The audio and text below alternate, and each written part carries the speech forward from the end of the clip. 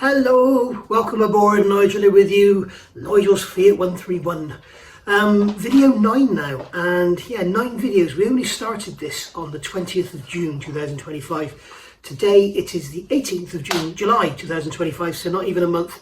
328 subscribers I think it is. I've just looked on the screen, and yeah, I'm really pleased with that. We got like nearly 100 more subscribers in less than a month than the Mustang channel got in 6-7 years. So there we go. The Mustang channel is gone now. That's been removed. So if you're wondering where that's gone, don't worry about it. It's just it's been deleted. So I find it too upsetting to look back at it, but you know, life moves on.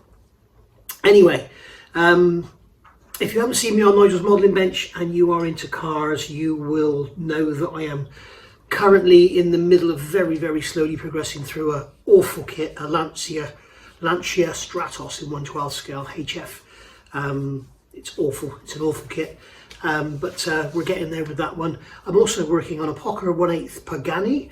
I'm working on a De Agostini 1/8 Ferrari 330 P4, and I'm also working on a 1/6 scale Mustang GT500 1967. So it's huge. I think it's 750 millimeters long. The wheels are like this. It's bloody huge. So if you're into your cars and you're not into modelling but you want to see some model cars being made, then go and have a look. And there will be some model stuff on here and some book stuff as well very shortly. So video 9, I finally got all the parts I'm going to show you in a minute, so we can finally get the gearbox built. If you're wondering why I'm not cracking on with the engine, it's because I was waiting for some parts or something, and then I drained the gearbox oil to just give to my friend who disposes of it at a farm, who burns it for their heaters in the winter. So it's a good way of getting rid of any engine oil or gearbox oil or whatever. And found some water in the oil of the gearbox. So luckily I think it was condensation from where it's been stood. I don't know how that's happened, but I've never seen water in a gearbox before. Luckily there was no, I had to get it stripped down to have a look, because if it was all rusty and that, then obviously forget it. You know, the whole idea of having this car on the road and driving it around for a while would have been out the window, or just get another gearbox, whatever. But I had to find out. So excuse me sniffing, I've got a bit of a cold. So I stripped the gearbox, found there was no corrosion, but we did have mayonnaise on there, which is like, I'm sure you've seen it on your oil filler cap. You take it off and you get that gooey tan coloured mess inside. It's called mayonnaise. It's where water and oil have sort of mixed, which isn't supposed to happen, but it forms like a mayonnaise. And then when they get the time, they settle out, and the water will always go to the bottom. But generally you will find mayonnaise wherever there's been water, because the oil and water get mashed up together and they sort of combine and make this disgusting messy substance. Anyway, so sorry to blow my nose there. So moving along, yeah, so I've got all the components to get all the gearbox back together. I've had to buy 3 bearings, a gasket set which came with the seals as well, and some screws. So without further ado, we'll get to the bench. I'll show you what I've got, and I'll show you why I've got it. Okay. By the way, there's something I forgot to show you. I'm going to have to edit this in. When I was fitting a bearing to the lay shaft, which you're going to see in a minute, behind the bearing is a spacer, and I took the actual shaft over to the press to press the bearing on, and inadvertently turned the shaft over, so the spacer fell off and it rolled away, and Dottie thought it was a tool. Have a look at this to see how much fun I've had getting it back. Dottie, are you going to drop it? You're going to drop it?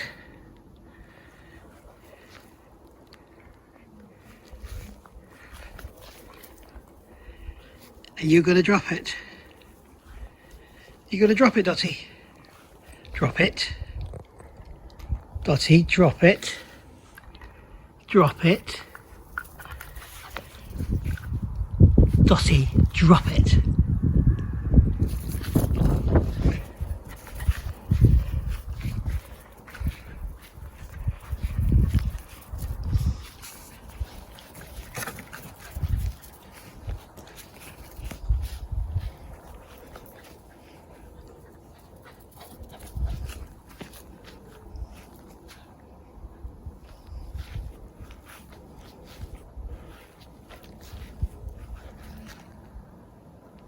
You gonna drop it? You gonna let me have it? Are you gonna let, what's this here? What have I got here in my pocket? What's this here? Come and see. Come and see. Come and see. Come and see. Okay, so here's a load of new parts on the bench. This set here came from Ricambio. You can see them there. You can look them up online. They're absolutely brilliant. UK company, and they sell a lot of genuine Italian stuff. You can see these are Italian gaskets. And in the gasket set, we've got the O-ring there for the back of the bearing slider tube that goes in the bell housing. We've got a front crank seal there. We've got a rear crank seal there, and another rear crank seal there. So I know there's different rear cranks. So they've obviously, instead of making two sets, they've just given us or charged a little bit more and given us the seals. Nice to see they're using Cortico. They are the ultimate seals in my opinion. So we've got all our seals in there. We've got, the thing I don't know is there's a little, where is it? It's in here somewhere. There's a little disc, and I'm not quite sure. There it is. There's a little disc there. I think that might be for the plunger on the selector, but we shall see. So there we go. So there are gaskets there. That's the part number there. 06055499900 gearbox set with oil seals. So it looks like one size fits all. By the way, if you have got one of these 1376 engines, the Garnet Auto, or Garnet Auto, isn't that? The 1585 set fits the 1376. It looks like you could even use the head gasket if you wanted to, but the head gasket is made for a larger bore, so bear that in mind. So another bearing here. This is the very strange bearing on the back of the main shaft. We looked at that before. This is number 50706, and it's by a company I've never heard of, Craft Bearings. Apparently they're European, so it's not Chinese, so it should be okay. There's nothing wrong with Chinese bearings. There's nothing wrong with Chinese anything, really. But what you do have to be very careful of is cheap Chinese stuff, because they've even in the past, I'm not sure about now, but they have even made their bearings, you know, they'll put out a box like this, Koyo, it's got all the right numbers and everything on it, everything's right. You can see now Koyo are having to go to these holograms and everything, and they'll probably even copy those. But what they're trying to do is prove that it's a genuine Koyo product. But a couple of years ago, back in 2018, 2019, there was a real big problem with it, and there was companies copying, and they were producing junk, but they had good labels on them. So here's a good bearing. There's a fag. This is the 6205C. This is for the tail shaft, as before it comes out of the gearbox. And there you can see there's the bearing there. It's a 6205. There you go, 6205. Okay, and this one is shot. I'll look at that in a minute. And then here I've got some Allen screws. The reason being is when we stripped the engine, I didn't tell you, I didn't show you, I told you. I mean, there's these 3 screws that hold a plate down, and of course they are a nightmare to get out, and they're even more of a nightmare to get in. They've got lock-in washers. You can see on the back of the screw there the marks from the lock-in washers. So I'll use them again. So I've got Allen screws now to replace those. You can see they're exactly the same. Okay, M8. When you buy countersunk screws, bear in mind that the length with a bolt, grab a screwdriver to use as a pointer. If you're measuring a bolt or like a cap head screw or a hex head screw, the length of the bolt is from there to there. Okay, from the underneath the head to the end, that's the length. But with a countersunk, it's from there to there, it's the overall length. Be very careful not to make that mistake. So these have got a 20mm thread, but they're actually, as you can see, they're 8x25 because they're 25mm overall. So don't get caught out by that one. I've seen that happen before. Okay, and that's basically it. That's the new parts. This bearing here, see this is an empty box, is already on. I've put it on the end of the lay shaft, and the reason I've replaced that one is because this is the old one here. Okay, and I've set this out with a clock on it, and what I look for when I look for a bearing, I hold the center and then I try and rock it from side to side like I'm doing there. It's not that worn, don't worry, it's moving.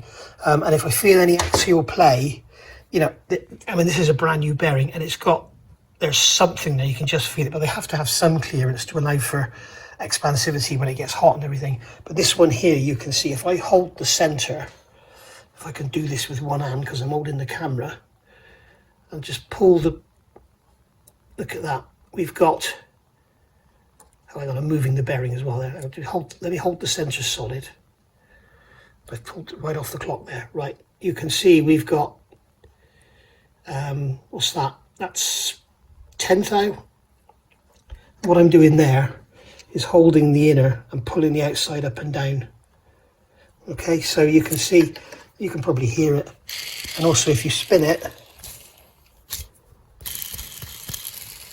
you can hear it's quite noisy. Now I've had a look at it under a glass and I can't see any pitting or anything in there. It's just basically worn out. Chattery, don't worry about that, that means nothing. But basically it's just worn out. So it's doing a lot of work. It's sat there at the front of the lay shaft. It's got the input shaft coming on it here. You know, it's always working. That bearing is always under load. So whatever gear you're in, whatever you're doing, that bearing's under load. So bear that in mind. And then the bearing at the other end here is a cage, which is, I've measured up the rollers. There's no point replacing it whatsoever. If you've got wear in the shaft or in the inside of the cage, then you know you've got problems, but there's no problems here whatsoever. It's all smooth running in that, so that's all good. So that's the new parts covered. Over here we've got the gearbox case. As you can see, they're all cleaned up lovely. So all cleaned off with pressure washer, acid treatment, and then brake cleaner. Remember, at all times is that cage I was talking about, keep that oiled, otherwise it will rust on you. And yeah, so all looking lovely and clean. You can see inside it's all lovely and clean. All that horrible mayonnaise is gone, and this will all get a final clean with brake cleaner before, or clutch cleaner, carb cleaner before it goes back together, just to make sure there's no residual dust. You can see I've got some residual oil in there still, so there's always something you can clean. Okay, and this is what I use. I got this on Amazon, 6 cans for, I can't remember how much it was, but this stuff is absolutely brilliant. You just spray it on, let it dry, cleaned, job done, degreased and everything. You can give it a wipe over with a lint-free cloth should you want to, but that's what I use. And also, if you are like me and you've got, you don't have an engine building room or a gearbox building room or whatever, then it's worth remembering this is basically a beer box. Okay, cut it open, cut the ends off, and then you've got a nice clean working surface to work from. Don't get it oily, keep it nice and dry, then you've got a nice clean surface to work from, and you know that nothing's going to pick up any crap from the bench. You know this bench gets used for painting, it gets used for grinding, welding, fiberglass, everything. It's got everything on it. You can see there's paint, resin, all sorts of stuff. There's some more resin there, look, all sorts of stuff. Gets used for everything. So bear that in mind. The acid cleaning stuff I mentioned is this. It's absolutely brilliant. It comes from Frost. Okay, and it's called Ali Clean. Brightens dull or corroded aluminium wheels, castings and fabrications. I think that's a bit of an exaggeration on there, but basically what it will do is, the aluminium gets a bit tarnished and dark. It actually gets all that out. This was quite corroded on the top, but on the bottom it was covered in sealant, which is what's helped protect the car so well. So you can see it's come up very, very nice. It doesn't come up like new, but it does come up very, very nice. So it's worth having it all nice and clean to go back together. Not only does it look pretty, but it's easier to find work leaks and it's nicer to work on in the future. So there we go. The other thing I remember I mentioned when I first talked about this gearbox, it was worth doing because it's the same as a 2 litre, but with better ratios. It's not, it's just the same as a 2 litre. So this gearbox is strong enough to handle 120 horsepower, 2 litre twin cam. So, it's going to be absolutely fine with this little engine. So there we go. So why don't we start getting it back together? Oh, the other thing I wanted to do was see how much wear was in this one. So I haven't looked at this previously, but I'm going to do the same thing again. Hold the center, move the outside. No, this isn't working.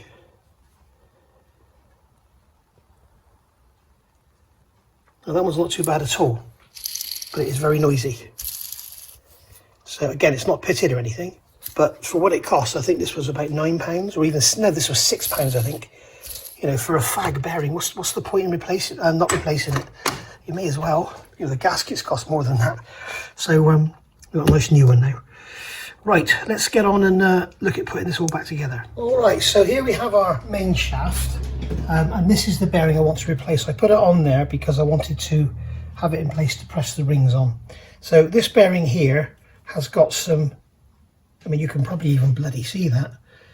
It's got a lot of play in it. So and replacing it. Now this bearing is a bit odd. What's odd about it, you ask? What's odd about it?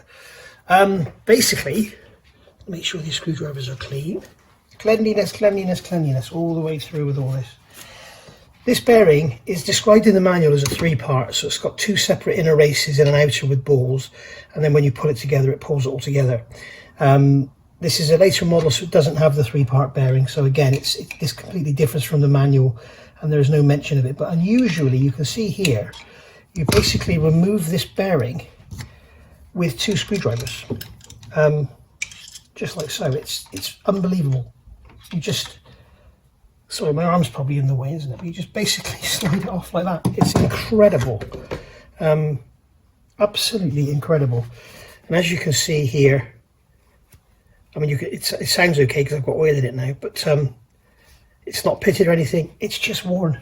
So it was £18, I think, to replace. But you can see the number on there. It's a very strange number, 615. Where are we? Here we are.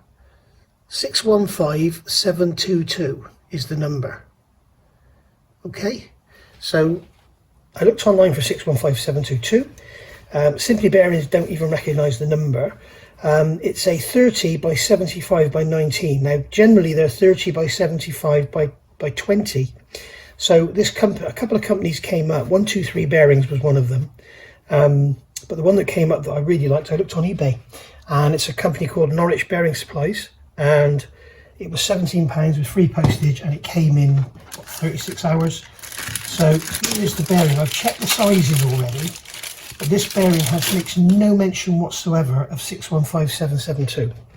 It's got SAM L24 on it. As you can see there, where are we? It's got SAM L24 on it, it's got 50706, and it's got Craft. So it's made in the UK, and it has, you know, a negligible amount of play in it. So I'm just wondering, will this just slide on here?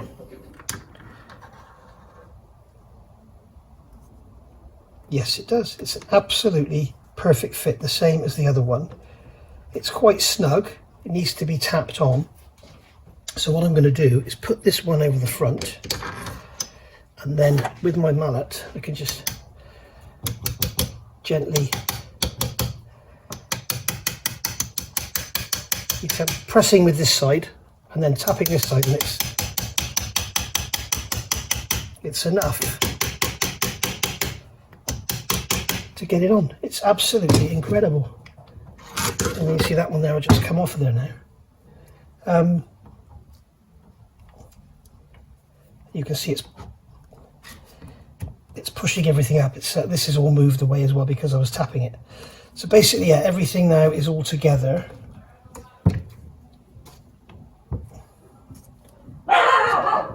Somebody's shouting outside. Okay, I need to make sure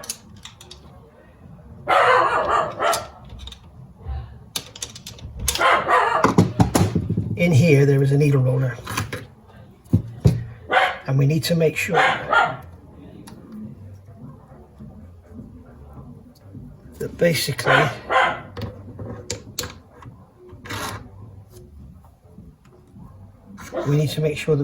that needle roller here, okay, I'm going to show you on the camera, I'm just checking you can see what I'm doing. This needle roller here, we have stuck on with oil.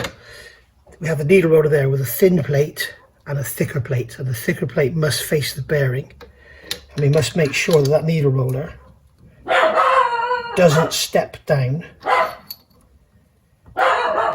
because there's a diameter, Dottie, there's a diameter here that this bearing sits on. You can probably see it there.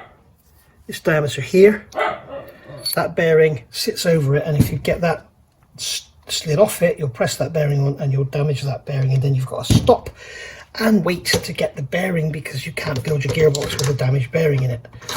So there we are. So I'm going to just push that along like that, and there we go. It's all held together, it's all good. So we've got to make sure that stays together. What I'm tempted to do is to grab a cable tie just to give it that extra bit of friction, because it is a lovely sliding fit. So I'm going to grab a cable tie, put this on here, just to give it that extra bit of bite to stop it sliding back while we're building the gearbox. It's all going to be stood end up on end anyway, so it should be okay. Right, so that bearing can go back in that box. I do this for future reference, then I know if I get a noisy gearbox, or if somebody asks me to build a gearbox for them, then I know what bearings I need, rather than having to go and look it all up and cross-reference sizes and everything. That bag can go in the bin. Okay, so there we go. So those screwdrivers can go away, keep the bench nice and neat. That can go away like that. Make sure everything is clean. There we go. Now what's going to happen now is this lot is going to get, that's going to be hanging down the bottom, isn't it? So I need to cut that off there. I was thinking it goes the other way, but it doesn't, does it? So I'm going to get my cutters and cut this off of here. Oh dear, blimey. Need to sharpen those cutters up. Put that over there out of the way. And then what I'm going to do is grab the primary shaft and fit the primary shaft onto this end. Okay, so here we have the primary gear input shaft, whatever you want to call it. This is the spline that actually drives the whole gearbox through the clutch. And this is the bearing we replaced that bearing in the end of the crank. So we've got our synchro here. So what I'm going to do is grab my little jar of oil, which I should have done before I put the camera on. I'm sorry. And then I'm just going to get my rag, just clean the top off, make sure there's no anything on there that's going to drop in when I open it. And then we'll grab our little brush, give the brush a good wipe. Sorry about the dogs barking today. So this is the primary shaft. This is the bearing that goes in the front of the primary shaft. And this is absolutely, if you hear it's a little noisy, but it's a smooth running sound, and it has no, negligible like it would brand new. So I haven't bothered replacing it. There's absolutely no point whatsoever. So what I'm going to do here is with this oil, this is ATW90, AT90, not ATW90, is it? This is what they recommend in the manual. I'm going to use it. Probably other people by now are using synthetic oils in these boxes, but I'm going to use this because, after all, this is a old box. It's 43 years old, and it's a 43-year-old design. So I don't want to go using modern thin oils when this is designed for this old thick oil. So the synchro ring's gone on there like that, as you can see. Okay, so that'll stay on there. Now here we have the cage, and this cage is going to go over the end of the main shaft here. Okay, so this cage is it's all been blown out with an airline. It's all clean. So I'm just going to place that cage on there. Sorry, I'll turn this around so you can see exactly what I'm doing. Okay, so there's the cage there. All right, and that's on there. And then what we're going to do is get some oil on there. It doesn't need to be dripping wet, but you do want to make sure that it's got a decent amount of lubrication, because you're going to obviously be turning it to check you can get all the gears and everything. You don't want anything to bind up. And then we can also, just for shits and giggles, we can put some oil in there as well. I've just noticed there is an oil drilling in there, so I'm just going to make sure I've blown that out properly.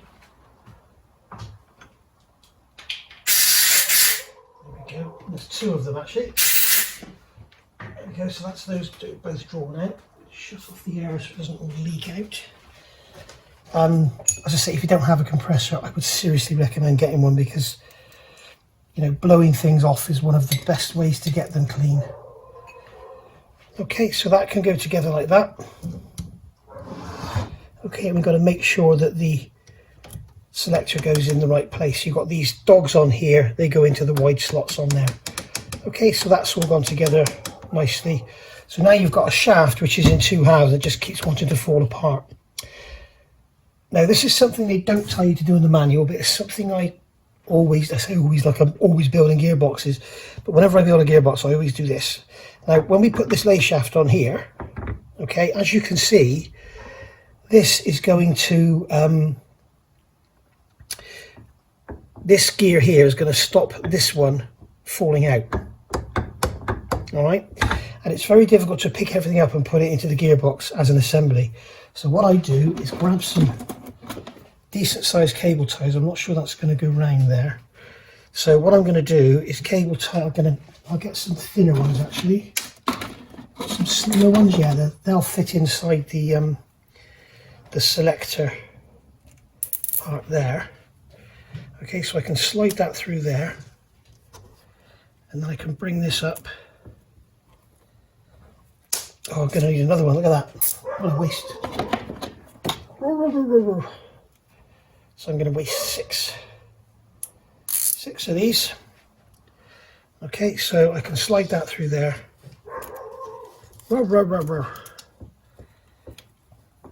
And then what we can do is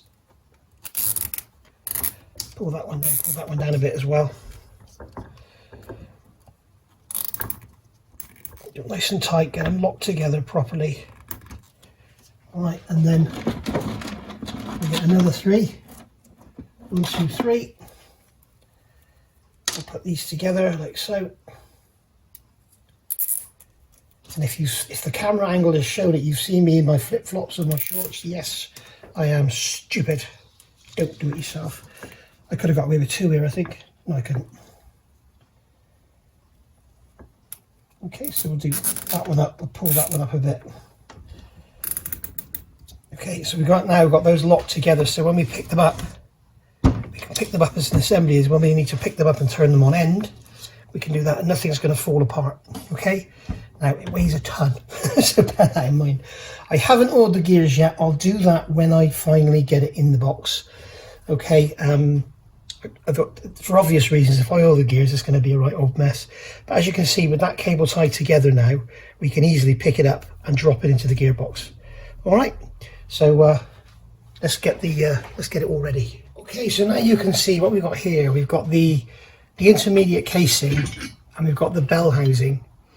Now, the design of this gearbox, this is where I think it falls short, and it wasn't really designed to be rebuilt because it makes it extremely difficult.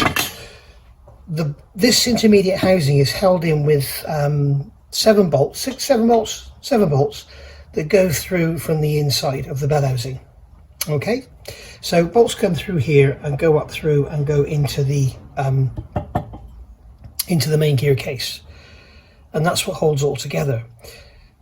But the trouble is you've got snap rings on these bearings that are going to go in here that are between the two. So we can put these 2 shafts in, and then we have to take it apart at some point to put the snap rings on before we can put the bell housing back on.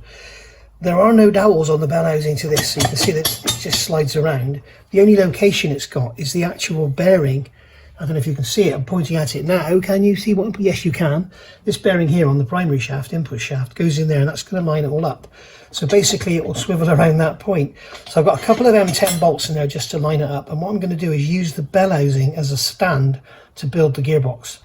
Now, if you have the Haynes manual, it will tell you in there to fit the lay shaft, bearing and thrust washer in here. There's no such thing on this gearbox that has that bearing there that I replaced that I told you about. That was the standard Fiat bearing is a very strange number, but this is actually a Koyo 6304 NR. Okay, I think the NR is the groove bit. It's got no seals, but it does have the groove in for the C-clip.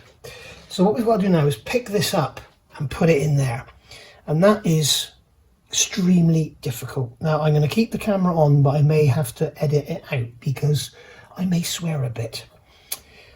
Because the trouble is with this, we put this together now, then we put the main casing on, and we can't, I mean, we may be able to get in there with 1 bolt so it just holds it so we can tip it over. But remember, we've got to get a gasket in there as well. So you can't just fit it together now and build it up. You have to take it apart again to get it together. And I can't just build it on the bench because, of course, we've got this great input shaft sticking out. What they tell you to do in the magazine, the manual, is put this on blocks. Well, you can imagine this on wooden blocks long enough to have that up in the air to support having that shaft out. I mean, I have got a bench down there which has got a hole in it, which would probably do. sorry, some steps, not a bench, but I don't want to be having it all rocking around. I want to build it on the bench at this level. So I'm using this bellows, and I've put these 2 bolts in here just to stop it all sliding off. So I have given a light coating of oil on there. I'm also going to put a light coating of oil on here. I've put the bloody oil away, you muppet. I'm trying to keep the bench clear for videography reasons. So I'm going to put some oil on here. And the reason I'm doing that is because steel against alloy can gal, and what it will do, it will tear it. And what you could do if you want to is put this in the oven and warm it up, just to like 50 degrees or something, just to get everything to expand a bit. That would make life a bit easier. But I'm going to do that for now. Right, so wish me luck. Let's see how this goes. It's either going to go in straight away, or it's going to be a complete and utter total bastard. We shall see. So get that up on end like that. Okay. And then now you can see why I've got it all cable tied together. It just makes so much sense. So I can lift this up, drop this down in, and I need to be really careful now to get these correctly aligned and not gull the aluminium at all. Okay, now that's started to go in, but it's not going down, and I don't know why, so I'm going to lift it back up. But the trouble is the aluminium is so light. There we go, it's going now. Right, now I want to get this, there we go. Do you see that jump in then? So now that's aligned with that bearing. Now obviously these shafts have dropped in too far because the C-clip's up here right now to stop them coming back. So, when we put this in, we'll probably have to pull it up to get these to go in properly. But there we go. So that is how it all goes together, and it's looking good. Right, what's next? Okay, I've put another couple of bolts in here just to sort of help with the alignment a little bit. It's now time to start looking at putting the selectors together, but I'm going to go and give Dottie a bath and then take her for a walk. So I will see you back like that, but for me it's going to be like a couple of hours. And we're back. Well, Dottie's had a bath. You may be able to see her down here. Yeah, there she is. There she is. She's had a bath, and she's been for a walk, and she's been to the pub, and so have I. So we're going to be ending this video very shortly. So next thing to do now is to start fitting the selector forks and shafts. Now this is the 5th gear selector shaft, and reverse as well, I believe. Now, if you've sort of confused about which ones they are and everything, just remember, and remember, most gearboxes are the same. This detent here is for a ball, which is going to go in there. So basically this shaft is going to go in there, and then this selector fork is for 5th gear, which is this one. So you can look at that fork and you can slide that into there, and you can see that those bolt holes pretty much align. Okay, and also you're looking at these detents here, and you want these facing up. This is the top of the gearbox here. This is the top face as it is when it sits in the car. So you want these facing up, and then we've got the hole on the end for the reverse selector fork to go on. So if the shaft is short or has a peg in the end or whatever, then it's the wrong one. So and it's basically the same. Like I say, gearboxes are pretty generic. So the way to fit these is obviously what we're going to do, first things first, it's all been cleaned with the carb cleaner, and I've got my torque wrench here ready to go. So I'm going to remove the lid from the oil and just basically put some oil on the end of the shaft here. Okay, because we're obviously going to be trying the gears, so we don't want steel and aluminium sort of galling up together. So the way to do this is to fit the fork, okay, and then what you can do is slide this into here and then fit the fork and slide the shaft in. Okay, so what we're doing, we're looking at these holes here. That hole there and that hole there should align, so we can put a bolt in, and we're going to slide the shaft down into the gearbox casing, and we're going to get the bolt to align with the hole. Okay, and then the bolt will just go in when you've got it in the right place. Okay, now what I'm going to do here, a bit of fluff on there from the rag, I'm going to take this away. Okay, so I'm going to take this assembly away and put it over here. Now here I have Loctite 243. This is a fantastic thread lock because it's not sort of the final straw. I think I need to cut the end off, don't I? Yes, I do. So I'm just going to cut the end off so that we can get to it. And then this is not like the blue stuff, the lock and seal, but I don't mind about, you know, being a bit messy with it. But that's going to go in there like that. I know it's dry at the moment. I'm going to lubricate it in a minute. And then that's going to go into there. We've got our bolt here with a thread lock.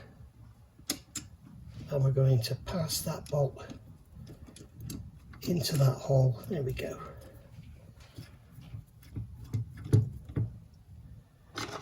And just nip that up. And then the manual says 14.5 pounds-feet, so I've got a torque wrench here set at 14.5 pounds-feet. There we go, that's it. And now what we must do is oil the selector fork and the bolt ring, because we don't want them sliding together dry. Dry is not good when you've got metal to metal. So we're going to come around here and just put some oil in there. There we go, and then we can give that a turn. As you can see, that'll spread the oil all around, so that's good. Okay, so that's our selector fork in. Now, I'm going to call it a day there. The next thing we got to do is put a ball in here, because there's balls and detents and all sorts going on. So that's the next thing we got to do, which is going to hold that shaft up. Okay, and then the next shaft will go in, and I'll have an interlock in that one. So I'm going to put the top back on. This is all because of the warm air. This is all coming out. So yeah, there we go. All right, so the next thing, I'm going to put a ball in there and then put the next shaft in.